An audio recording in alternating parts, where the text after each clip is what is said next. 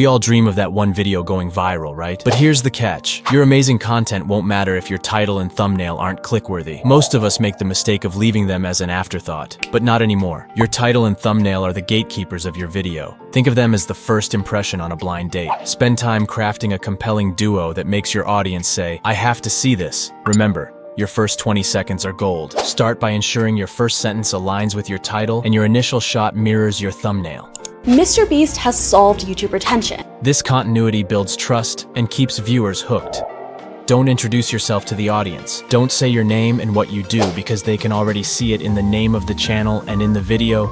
Go straight to the point of the video. Ever heard of the 5-second rule?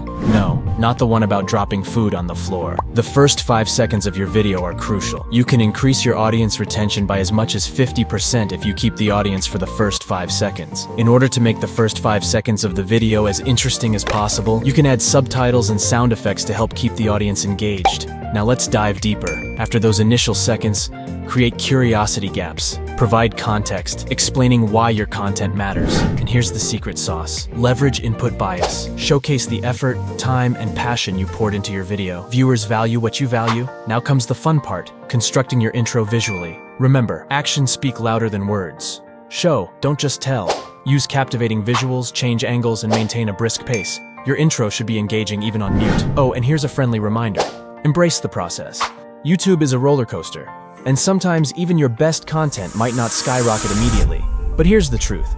You're already a success because you're in the game, learning, and growing. If you are interested in how to make a good thumbnail, watch this video.